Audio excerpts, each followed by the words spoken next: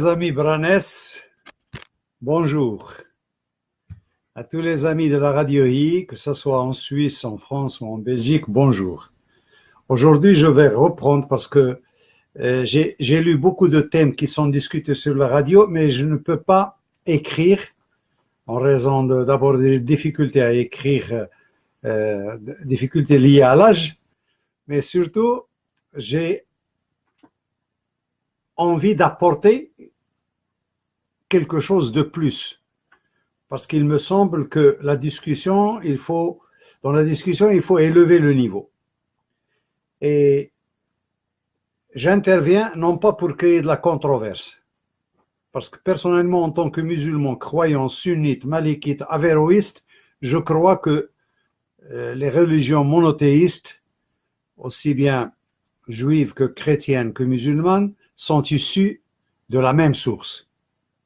Mais cette source, au cours du temps, elle a incarné des conditions de l'époque. Et qu'il est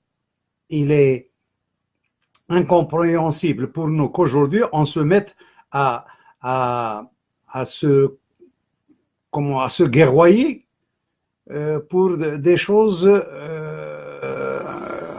qui ne résistent pas à la réflexion. Alors, je parle de la première crise du judaïsme. La première crise du judaïsme est survenue à la conquête lorsqu'ils étaient emmenés en exil à Babylone. Pourquoi? Parce que tous les savants d'aujourd'hui s'accordent que la religion qui existait avant cet exil était une religion, une monolatrie ethnique. C'est-à-dire, il y a une tribu ou un ensemble de tribus qui ne reconnaissent qu'un seul Dieu, qui était Yahvé ou Jéhovah, selon les prononciations. Et que le contact à Babylone avec les magies, le Zarathustra, le second Zarathustra, qui est bien connu historiquement, c'est ce contact-là qui a poussé d'abord les exilés, comme on les appelle, les Gola. Gola, c'est Jaloua en arabe, Jaloua, Gola. Les exilés, ils étaient obligés de mettre sur papier ou sur un support leurs écritures, leurs mémoires. Et c'est à ce moment-là qu'on a utilisé les lettres carrées araméennes. Et c'est très important parce que ces lettres carrées araméennes donnent la date d'édition de la Bible. Donc, c'est le 5e, 6e siècle avant Jésus-Christ.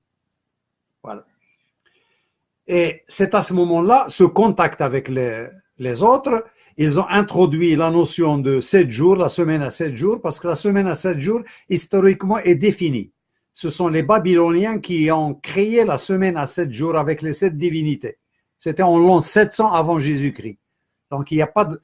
Donc, faire remonter la narration biblique à 1500 ou 1200, c'est beaucoup plus un truc d'imaginaire que quelque chose de réaliste et qui résiste à la semaine n'existe qu'à partir de l'an 700 avant Jésus-Christ. Vous pouvez consulter ça dans n'importe quelle table d'astronomie.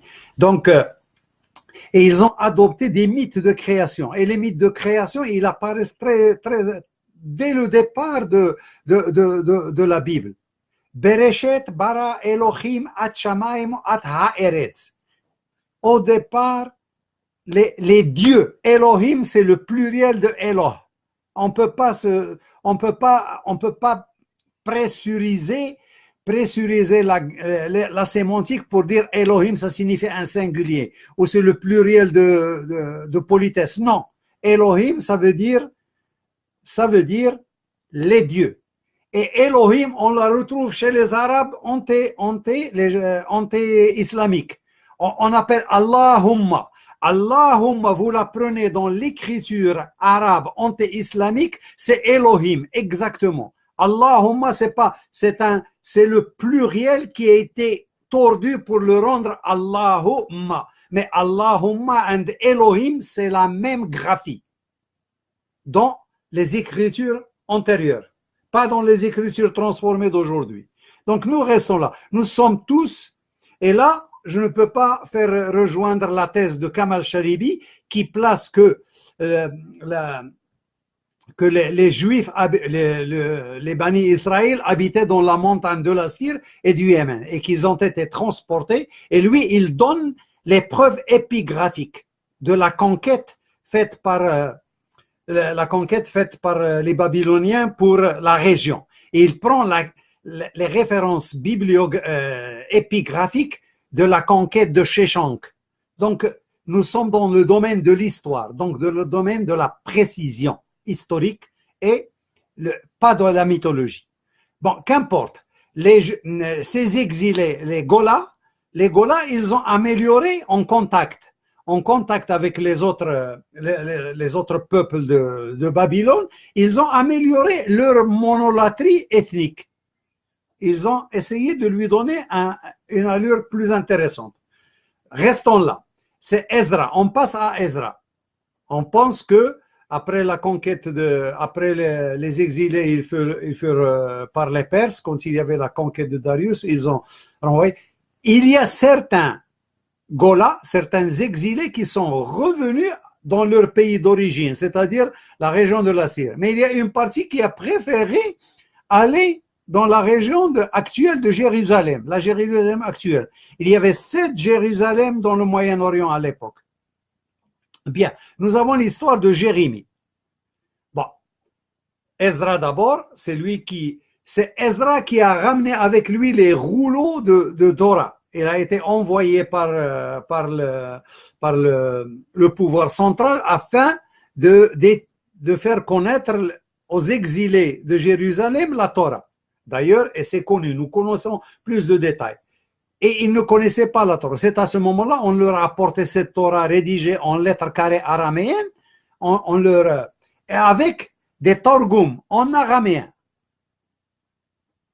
Et c'est très important parce que cette Torah avec des lettres carrées araméennes n'a jamais été lue depuis cette époque, depuis l'époque d'Ezra jusqu'à l'époque de 896 à Bagdad, quand les Macérotiques ont mis la vocalisation. On reste ici, mais le problème n'est pas important. C'est que à l'époque de Jérémie, Jérémie était considéré comme quelqu'un de second, parce qu'il y avait beaucoup de nabis. Dans le judaïsme, il y a trop de nabis. Même à l'époque de Jésus, il y a beaucoup de nabis. Hein. Ces nabis, ce sont des prophètes qui annoncent le futur. Mais il se trouve que Jérémie, lui, il avait annoncé la fin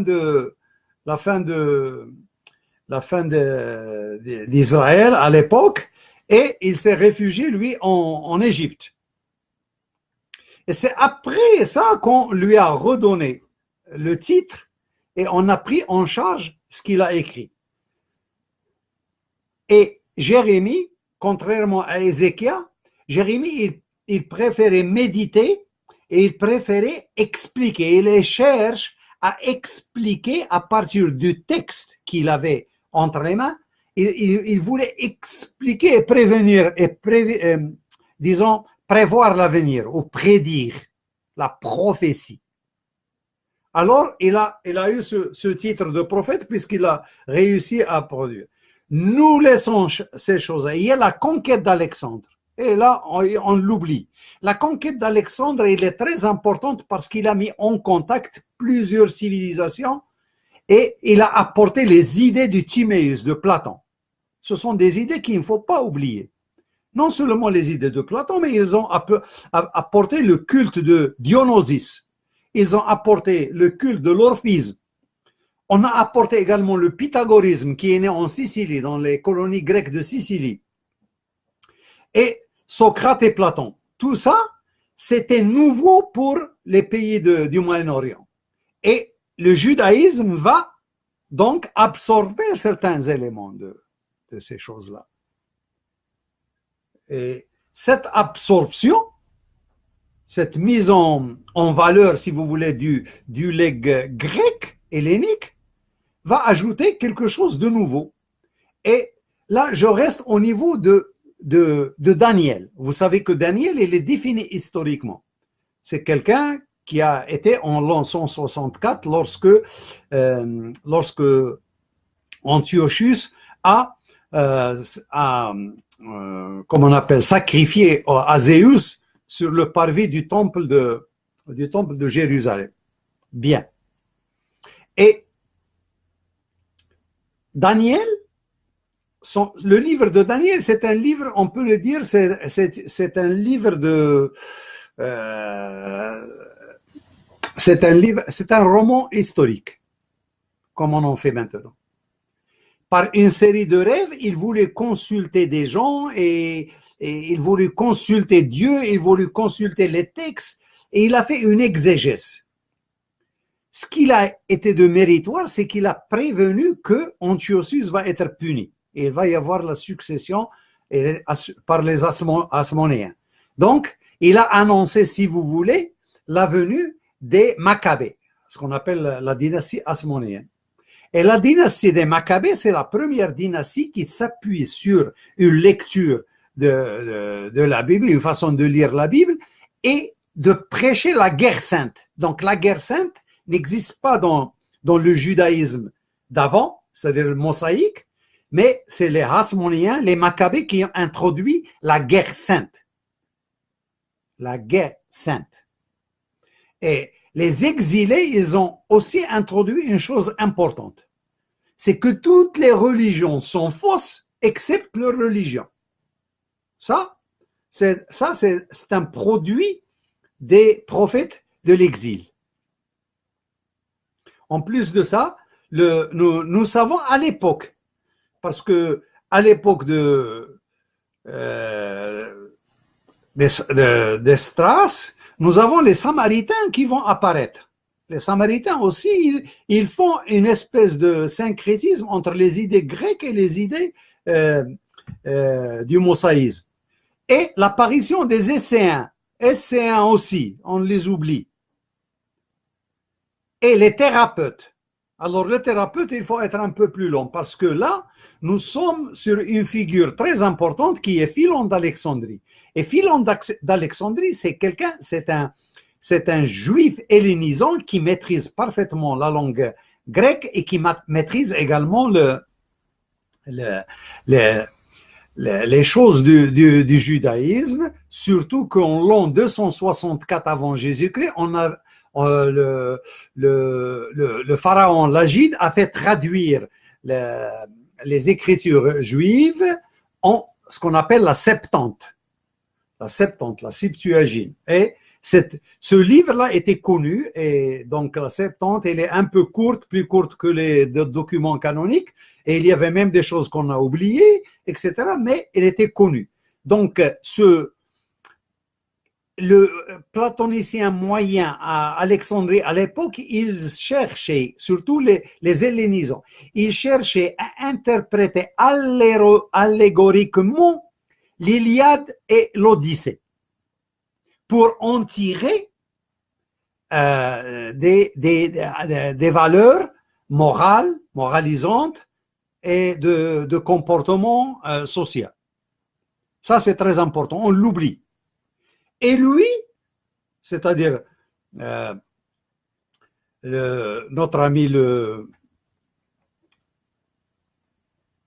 il a essayé de présenter la Bible juive dans une interprétation allégorique.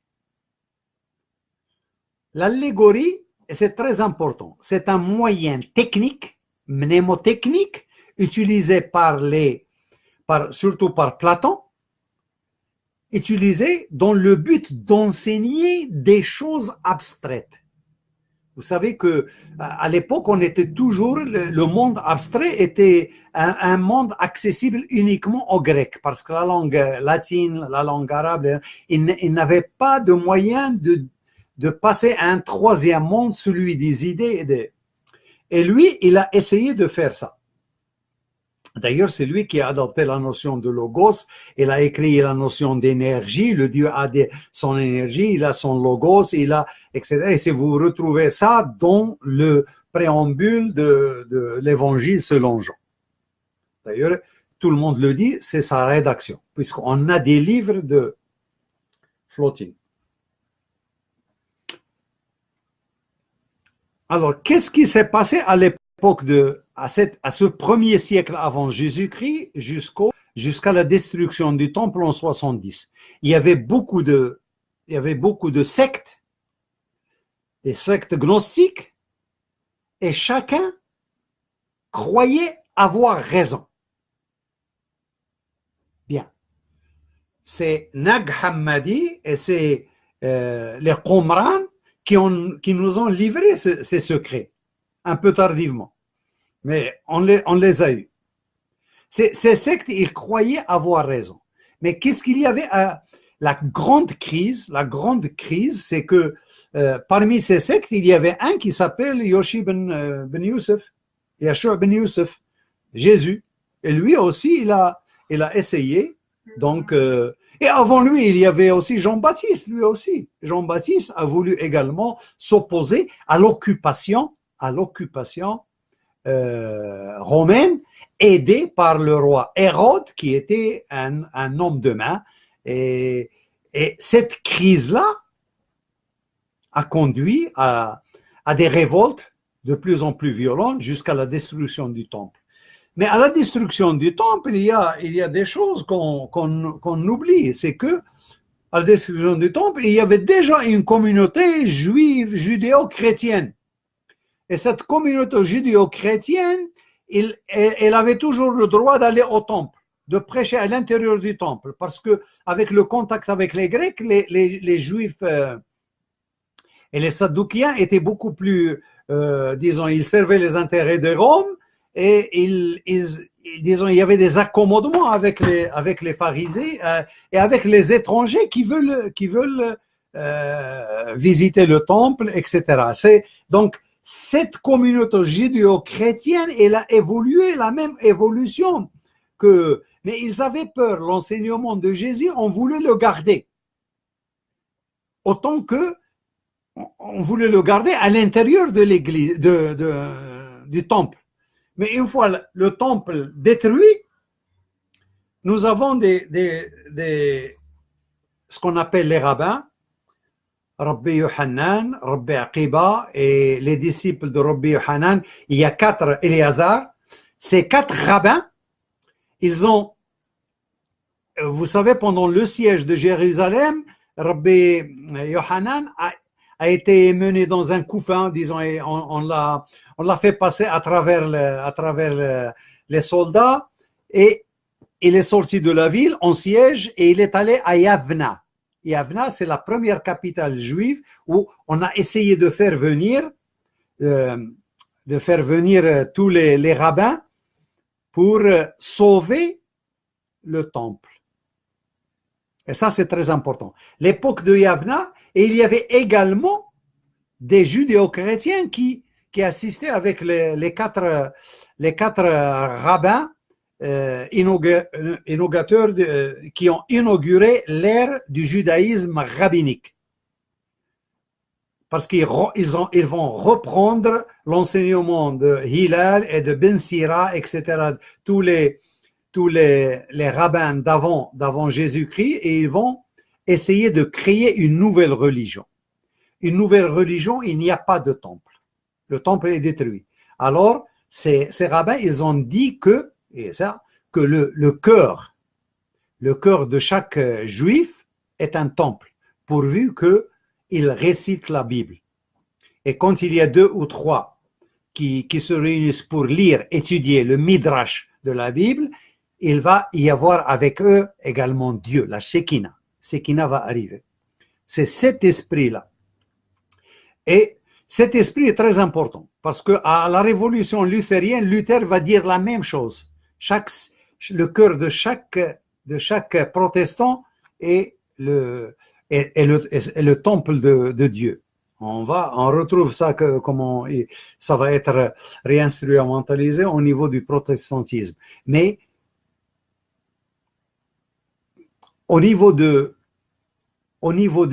judaïsme, du judéo-christianisme, quand il y avait, disons, cette masse de chrétiens, mais assimilés à l'intérieur du temple avec les juifs, ils avaient inventé une façon d'interpréter l'exégèse.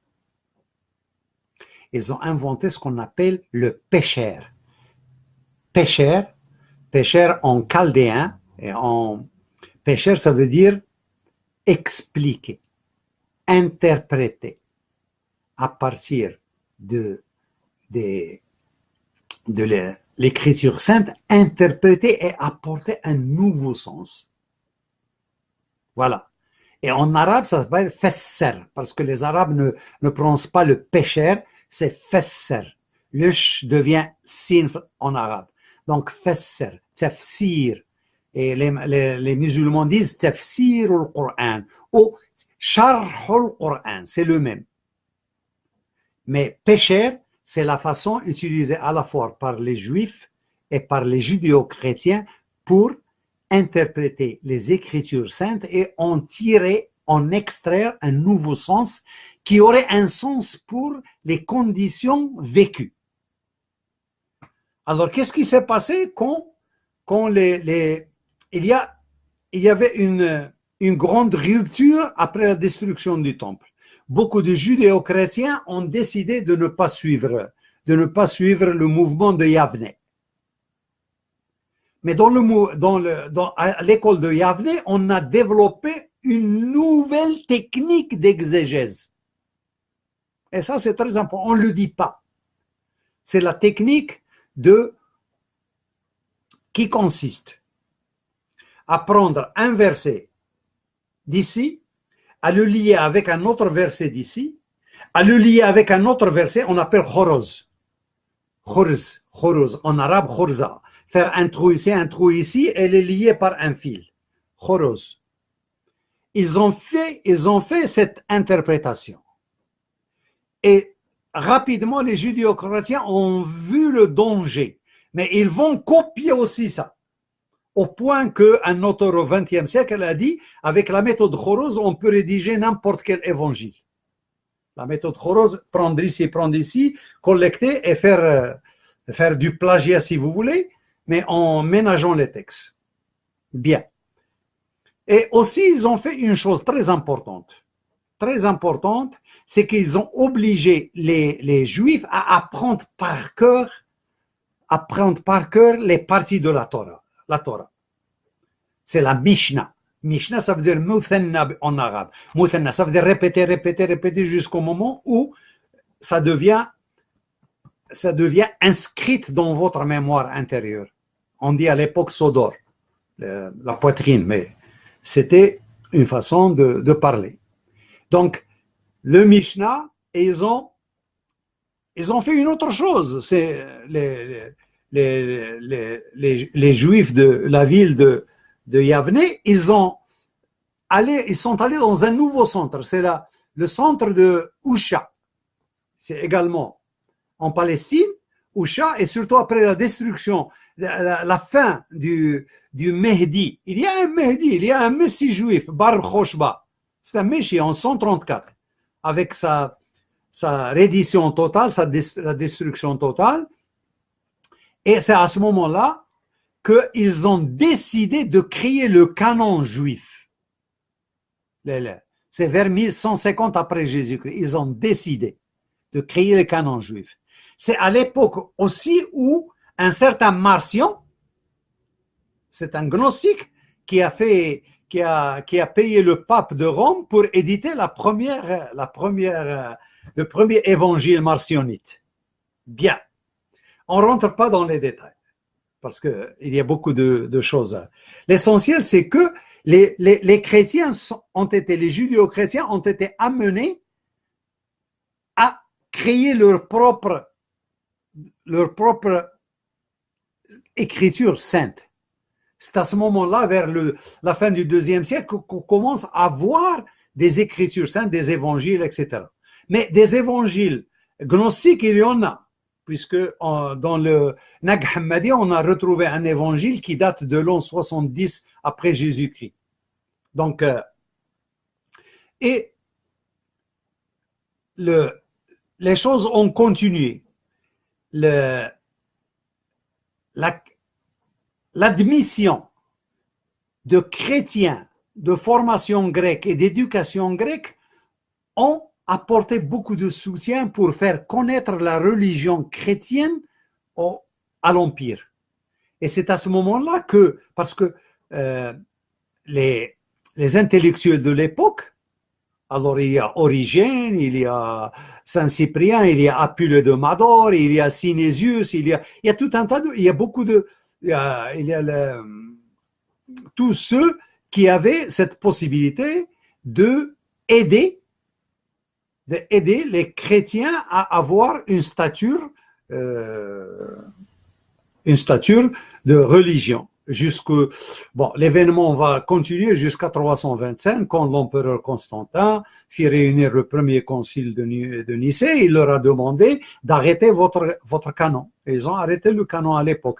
Mais le canon, il est un peu élastique, puisque, par exemple, Révélation n'a pas été admise en premier canon. Puis on a commencé, et c'est ça ce qui est nouveau par rapport à la religion et qui est inadmissible chez les musulmans et chez les chrétiens, c'est qu'on rédige une doctrine. La doctrine, c'est un produit de réflexion humain, et puis on le fait passer à une assemblée constituante. Et cette assemblée, ils votent. Et ils disent que ça, mais c'est pas une vérité révélée. Ça, c'est une vérité concoctée, connotée. Et là, je reviens à ce que dit Jésus, en considérant que c'est un prophète de Dieu, envoyé de Dieu, il parle au nom de Dieu. Jésus, sa parole est sacrée. Au même titre que la parole prononcée par Mohammed avec l'impératif qul. C'est sacré. Ce n'est pas de Mohammed. Elle vient directement de lui. Ça, ce sont des paroles sacrées. Mais quand je viens et je commence à réfléchir sur une doctrine, je ne suis pas à la place de Jésus ni à la place de Mohammed. C'est comme ça qu'ils ont fait la fabrication de hadith. On dit, on donne une chaîne, etc. Et puis on fait dire, c'est pas possible. Bien. La chose va continuer et va évoluer positivement dans les ans. Mais le désert d'Arabie, là, le désert d'Arabie, on a l'impression que en Arabie, il n'y avait rien. Non. Le christianisme qu'a connu la Mecque, c'est un christianisme qui vient d'Égypte via l'Abyssinie et via le Yémen. C'est pas un christianisme qui est venu du Nord. Parce que dans le Nord, il y avait beaucoup plus de théologiens, il y avait beaucoup plus de doctrines, il y avait beaucoup plus de sectes. Donc même en termes de Huri, Hawari, Isa, c'est des termes qui sont venus par la voie du Sud. Ils ne sont pas venus par la voie du Nord. Donc, et le désert n'était pas une zone, on dit, comment on appelle ça, prêcher dans le désert. Il y a beaucoup de gens qui partaient pour prêcher dans le désert, hein. Des gens qui avaient peur, des gens qui n'étaient pas écoutés, des gens qui voulaient la retraite, des gens qui voulaient rencontrer d'autres personnes. Peut-être que... et c'est ça. Le désert arabe n'était pas un terra cultura, terra res, c'était pas un res nullus. Il y avait de la culture donc. Il y avait beaucoup de culture d'ailleurs. Et quand on voit la terminologie non arabe dans le langage arabe coranique, on s'en rend compte que c'est des gens. Il y avait des contacts avec les Assyriens, les Syriaques, des contacts avec les Perses, des contacts avec les chrétiens d'Égypte et du Sud. Donc, l'islam n'est pas né de quelque chose d'un vide. C'est une religion qui est née dans un milieu culturel. Elle est dominée par les croyances de la Mecque et des Arabes, Mais il y avait d'autres, il y avait les Hanifs, il y avait les chrétiens monophysites, il y avait des Rassanides, des chrétiens Rassanides, et il y avait une espèce de concurrence sur qui va s'étendre le plus. Donc, il y avait même des manichéens, puisque Abu Sufyan était un manichéen. Le manichéisme n'était pas vu de la même façon que les chrétiens l'ont vu. Parce le manichéisme est une religion dans son essence, il ressemble beaucoup plus à Zarathustra et à l'islam. Le manichéisme, il reconnaît un seul Dieu. Le manichéisme était la religion de Saint Augustin avant qu'il se convertisse. Donc, le manichéisme était présent. Et d'ailleurs, on retrouve des enseignements du manichéisme dans le Coran. On retrouve les enseignements de l'école du plotinisme dans le Coran. Seulement en 528, Justinien a fait fermer l'académie il a fermé l'académie. Il n'y avait plus de philosophie. Et justement, le christianisme, il avait des cures de jouvence à partir des idées du plotinisme. On a essayé de faire élever le niveau intellectuel du christianisme en ajoutant des doctrines. Et puis à un certain moment, on a arrêté la philosophie, mais seulement la philosophie a trouvé des niches actuellement à Nishapur, en Irak. Il a trouvé des niches même dans des petits abbayes de la Syrie, du Liban, et puis Alexandrie. Donc, il y avait toujours une possibilité. D'ailleurs, les Arabes, après la conquête arabe du Moyen-Orient, c'est l'islam qui va profiter de ces centres de culture hellénique. Donc, le problème qui s'oppose à l'islam, c'est le problème de l'interprétation des textes. Faut-il les interpréter à la manière de Khoroz ou à la manière de Pécher? En principe, les sunnis, au départ, ils préféraient la méthode Pécher, trouver un sens dans le Coran, etc. Mais la méthode de Khoroz, elle a conduit à autre chose. Elle a conduit à renverser, si vous voulez, le sens initial des versets de la Torah. Ça, on le connaît. L'école de Jérusalem et l'école de Babylone sont diamétralement opposées, et puis il y a beaucoup plus de créativité interprétative. Chez les musulmans, on retrouvera également la même tendance, mais avec le chiisme qui était au départ une doctrine réservée à la contestation de la légitimité du pouvoir dans l'islam, il a évolué en théologie. Et il a évolué en théologie en s'inspirant du néo-pythagorisme, en s'inspirant de l'école stoïque, en s'inspirant des gnosticismes du Moyen-Orient. Et puis, ils ont voulu faire comme le judaïsme de Khoroz, de l'interprétation Khoroz, c'est-à-dire ils ont voulu interpréter le mot du Coran à partir de sa racine trilitère. Et cette interprétation, quand vous prenez un mot, vous l'interprétez, vous sortez totalement du champ sémantique. Parce que dans le verset coranique, ou dans le verset de la Bible, ou dans le verset de l'Évangile, la phrase donne les rapports entre les différents mots et il donne un sens précis. Mais quand vous prenez un seul mot et vous lui donnez plusieurs sens, le champ sémantique s'étire et le verset se s'éparpille. Et le verset se diversifie et il peut prendre des sens extraordinaire. Et c'est ce que font les chiites. Et avec ce genre d'interprétation, nous sommes aboutis, par exemple, au temps de Mollah Sadra, à avoir une nouvelle vision donc du monde, en faisant la distinction entre le soleil et le rayon du soleil. C'est très important. Lui, il a fait cette distinction. Le rayon du soleil réfléchi et le rayon du soleil.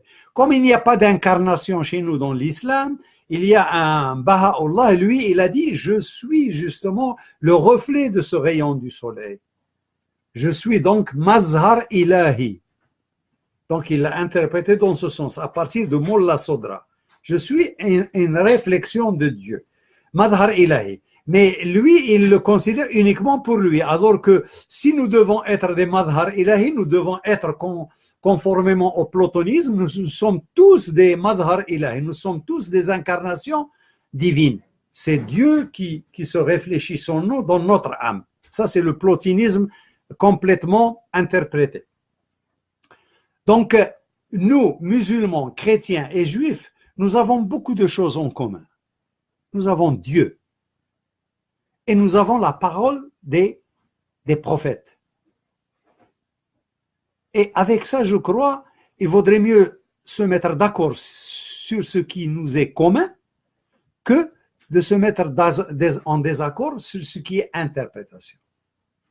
Voilà ce que j'ai à dire